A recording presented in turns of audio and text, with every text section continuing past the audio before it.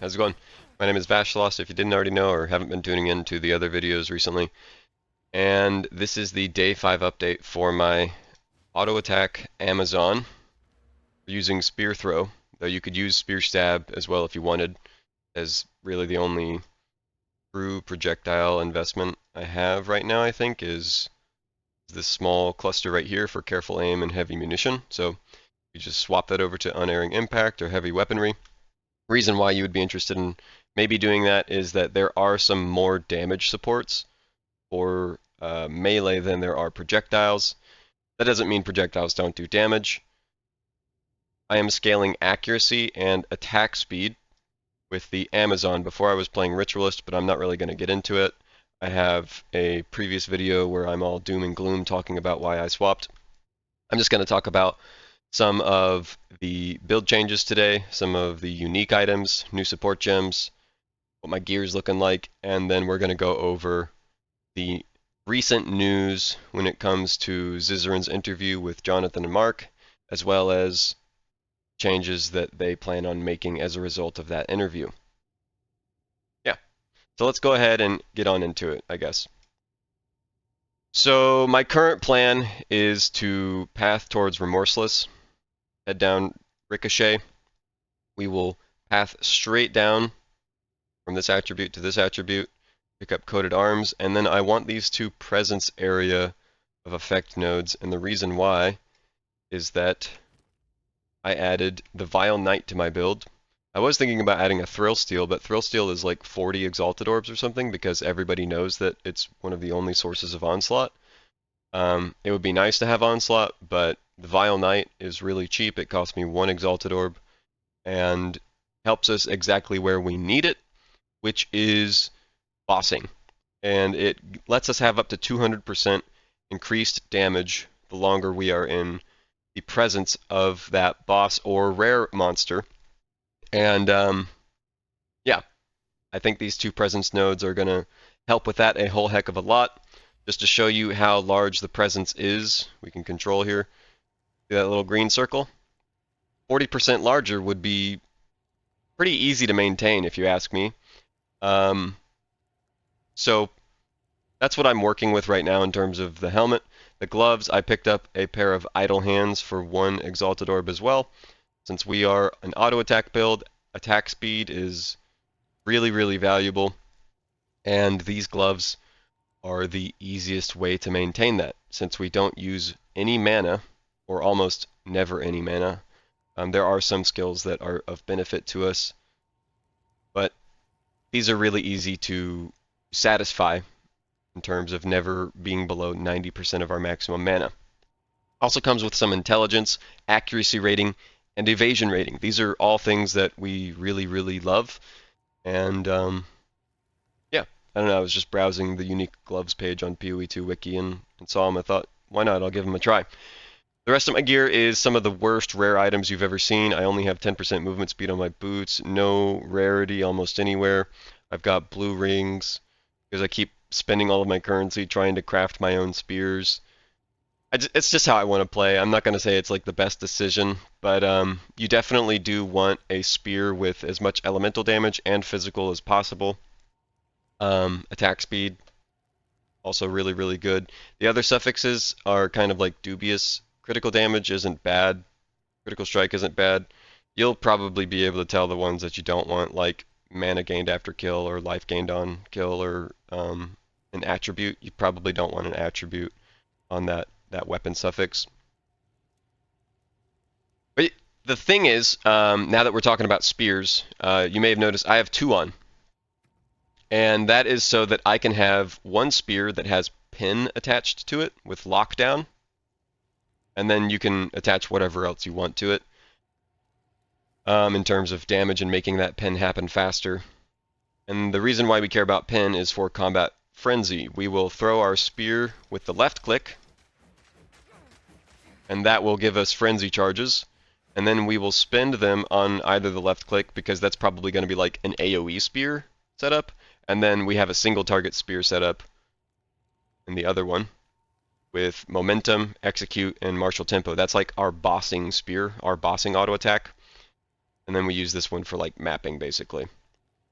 Um, I thought that was pretty cool.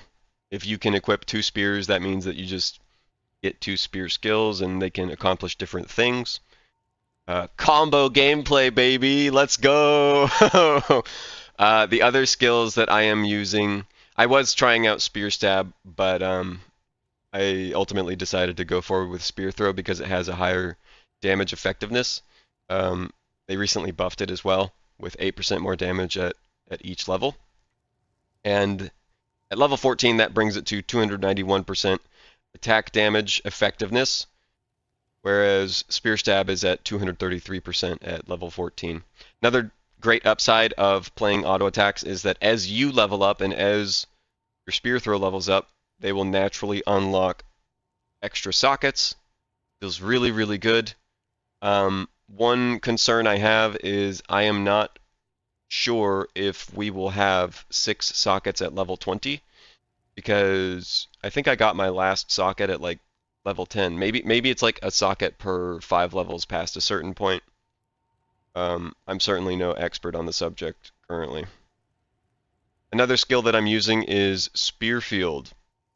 So the reason why we use Spearfield instead of just purely auto attacks is that sometimes monsters are genuinely really fast and can kind of hunt us down, even though we've got amazing attack speed. And this really helps deal with those problem monsters. You don't have to have Lacerate in it. That's kind of like a relic of whenever I was using Herald of Blood. But I recently decided that I don't think I'm going to be caring about applying a bleed. I'm interested in getting other persistent effects. One of those persistent effects that I'm interested in is Attrition and then Rhoa Mount. So that's going to cost a whole lot of spirit, but I would like to try out both of those. Attrition is going to be the safe choice, and then Rhoa Mount is something that could potentially end up being bad and cost a lot of gold to respec out of. Like, I don't know if I have to spec into making the Rhoa feel good. For instance, I keep seeing like a lot of companion nodes nearby. Um, right, like companion has more life, companion has more defenses, accuracy rating. It could be fun. It could be fun. So I'm going to be giving it a try.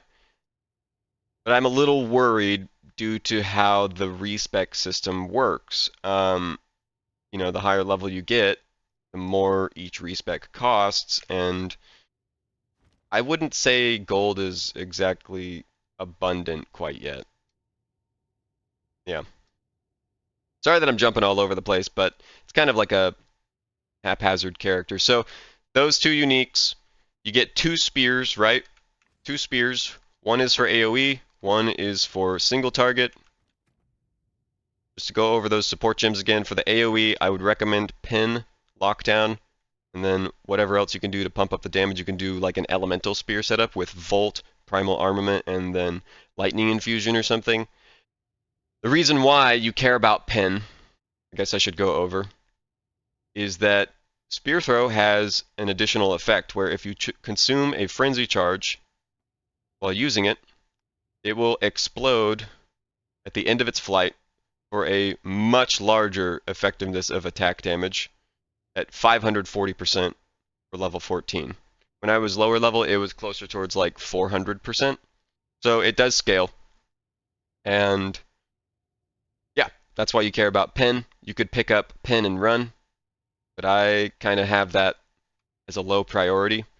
I'm going to be picking up Escape Velocity, and like I said, you know my plan that I was just referencing for the Presence Area of Effect and the Unique Helmet. Disengage for whenever you need to create distance. It's really easy to travel maps with this skill. Like, if you don't think you need any more loot and you're tired of like fighting monsters, because again, I would like to highlight the AoE of this build, even if you have like an AoE spear. It's not that great. You'll probably be spending more than your average time on another build clearing maps, but single target is great if you ask me. You don't have to worry about anything. It's literally just pick up a lot of stuff and go. There's no mana balancing. There's no waiting. But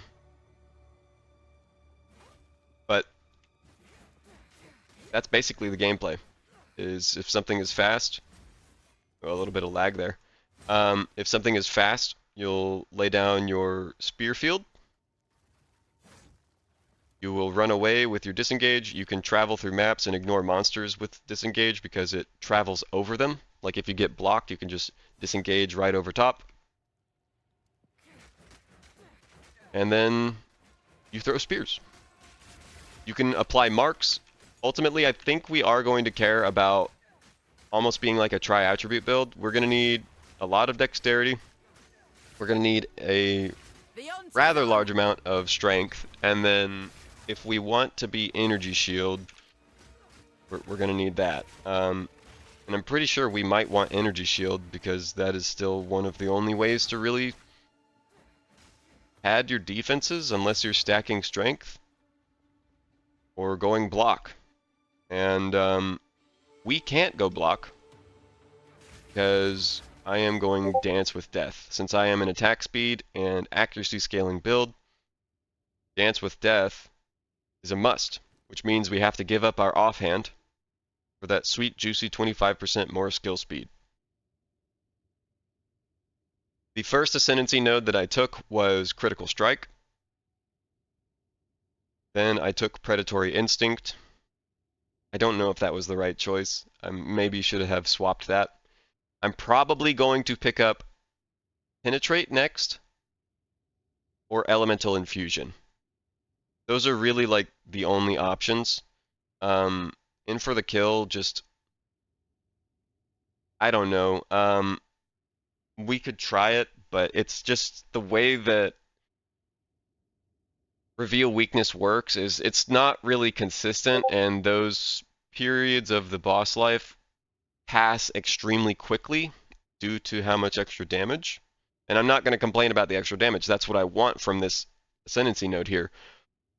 But the patches of reveal weakness are really sporadic. So in for the kill is probably inconsistent at best.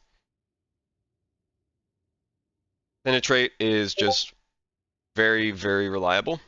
Someone's popping off in Discord, sorry. And then Infuse Weapon is going to augment something that we're already doing, which is consuming Frenzy Charges. So, yeah. I told you about my plan, working towards Presence Area of Effect for the unique helmet. 1 Exalted Orb. Told you about the unique gloves that are 1 Exalted Orb as well, and can really help boost your attack speed.